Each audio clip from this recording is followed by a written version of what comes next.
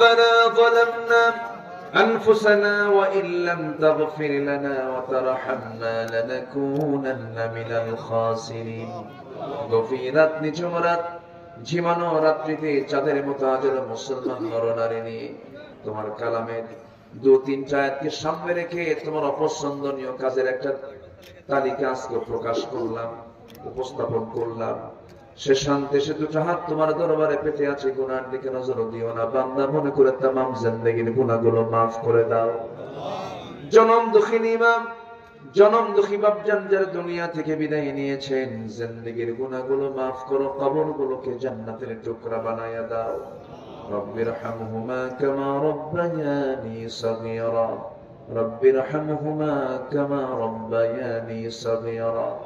ও আল্লাহ, বিশেষ করে মাহফিলটার আয়োজন করলেন যারা, শোনার জন্য কষ্ট করে আসলেন যারা, বিনিময়ে কিয়ামতের কঠিন ময়দান যেদিন কেউ কাউকে চিনবে না, সেই কঠিন মুসিবতের দিনে মাহফিল সবার জন্য নাজাতের মাধ্যম বানায় দিও আল্লাহ।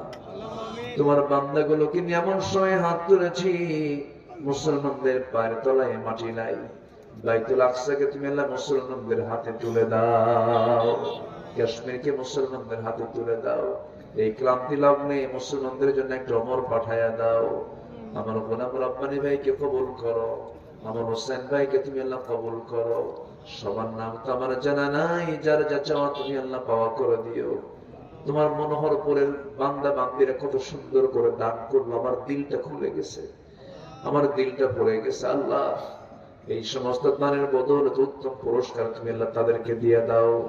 সকল প্রকার বালা মুসিবত থেকে মনোহরপুরকে তুমি আল্লাহ হেফাজত করো।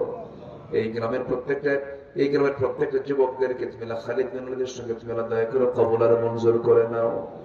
দুনিয়া থেকে কোন দিন বিদায় নেব জানি না, ডান হাতে আমলনামা না আসা পর্যন্ত মরণ দিও না। কোন দিন মরে যাব কেউ তো জানি না। চোখের সামনে কত বন্ধুর বিদায় দিলা, কত আত্মীয় স্বজন চলে গেল রে।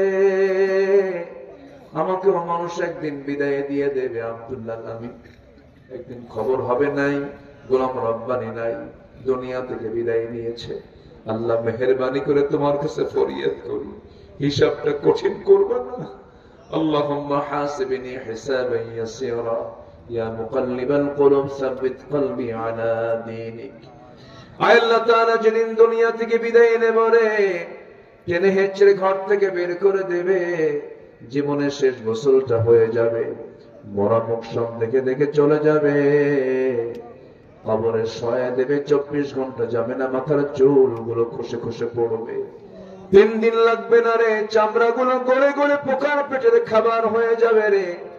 মাত্র 7টা দিন পেটের নাড়িগুলি সব চোখ মুখ কান নাক দিয়ে বের হওয়া শুরু হয়ে যাবে, কিম্বত কিমাকার চেহারা হয়ে যাবে। ও আল্লাহ, 3টা মাস পর কবর খনন করে যদি দেখা হয় কয়েকটা হাড় ছাড়া কিছুই খুঁজে পাওয়া যাবে না, সে অন্তিম মুহূর্ত যখন চলে আসবে, জবানে জারি করে দিও লা ইলাহা ইল্লাল্লাহু মুহাম্মাদুর রাসূলুল্লাহ।